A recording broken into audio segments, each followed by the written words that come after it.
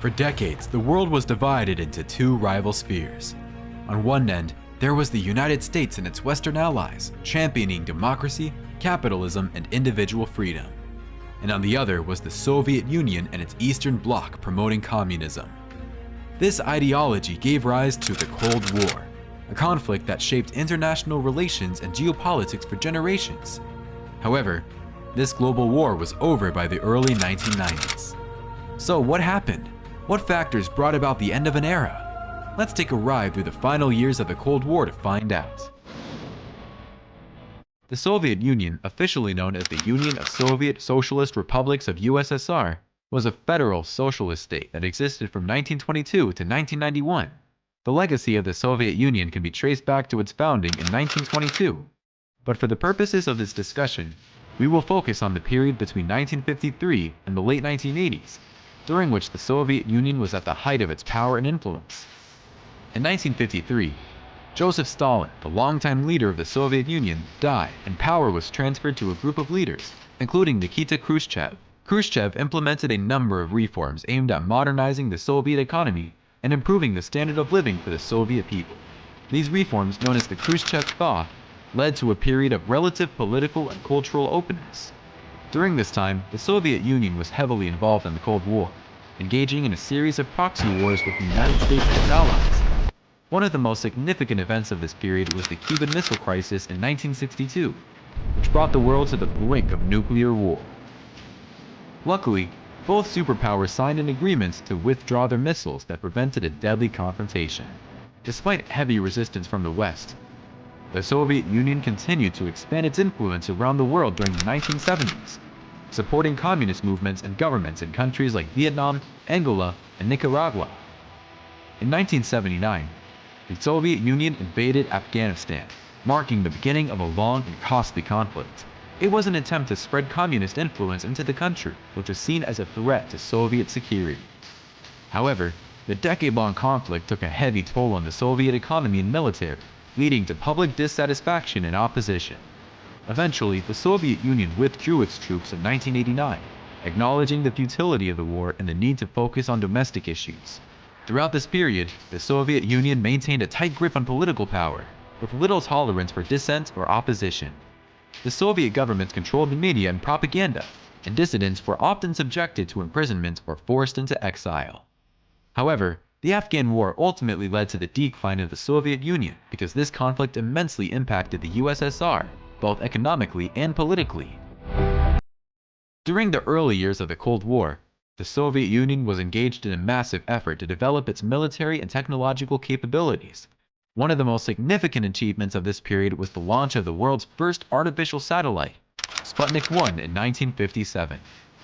While the launch of Sputnik was a major milestone in the history of space exploration, it was also a demonstration of Soviet technological superiority. This achievement sent shockwaves through the United States and the Western world, leading to a renewed emphasis on science and technology in education and national defense. However, the Soviet Union space program was not only focused on peaceful exploration. The country's leaders were also interested in developing technology that could be used for military purposes, particularly the development of hydrogen bombs. In fact, the Soviet Union conducted its first successful test of a hydrogen bomb in 1955, just 3 years after the United States had done the same. Throughout the 1950s and 1960s, the two superpowers engaged in a nuclear arms race, each trying to develop more powerful and sophisticated weapons. The Soviet Union's space program played a crucial role in the arms race. While the country sent cosmonauts into orbit and achieved many other milestones in space exploration, these achievements were also an opportunity to test and refine the technology that could be used in the development of nuclear weapons. For example, the spacecraft that the Soviet Union used to send cosmonauts into space, the Vostok spacecraft, was also used as the first spy satellite program.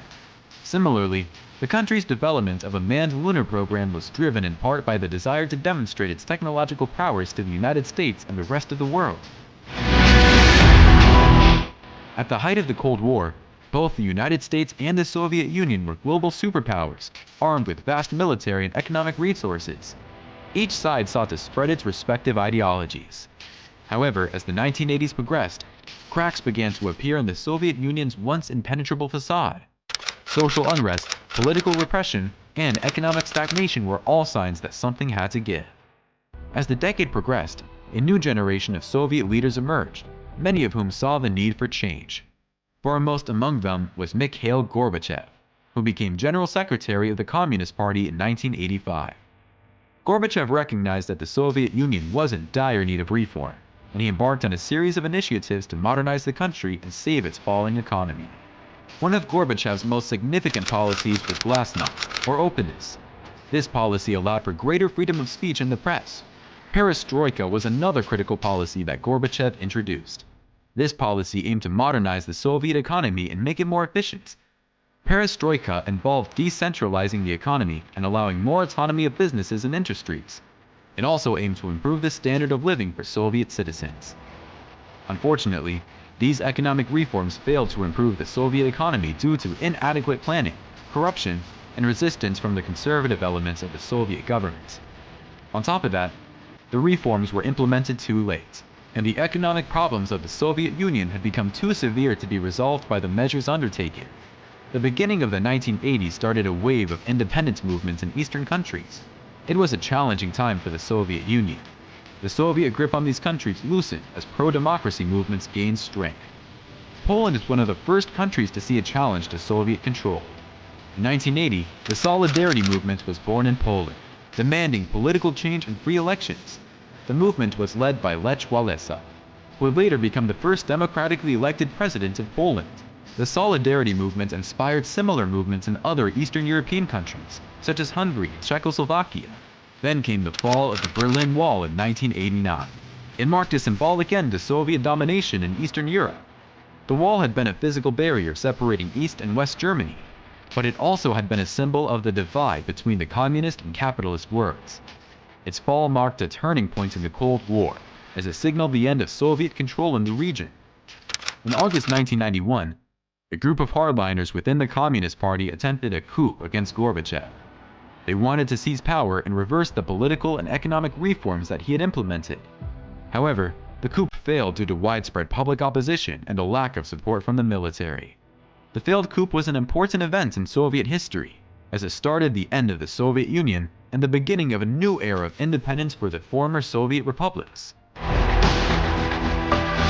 In the aftermath of the failed coup attempt, the Soviet Union began to unravel rapidly.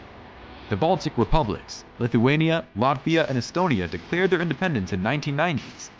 Lithuania was the first Soviet republic to do so in March 1990, and then the other republics followed. Meanwhile, some other republics like Ukraine, Georgia, Armenia, and Azerbaijan also began to move towards independence. Ukraine, the second largest republic in the Soviet Union, played a pivotal role in the dissolution of the Soviet Union. In August 1991, just a few days before the coup attempt, the Ukrainian parliament declared independence from the Soviet Union. The move was significant as Ukraine was a crucial component of the Soviet Union's military-industrial complex. The Soviet Union's collapse accelerated rapidly after Ukraine's declaration of independence. On December 25, 1991, Gorbachev resigned as the president of the Soviet Union, marking the end of the Soviet era. The next day, a new government under Boris Yeltsin took over, and the Soviet Union was officially dissolved. During this period, the leaders of Russia, Ukraine, and Belarus also signed the Belovezh Accords. In the aftermath of the Soviet Union's dissolution, 15 independent states emerged in its place. These states were faced with the daunting task of establishing new political systems, economies, and national identities.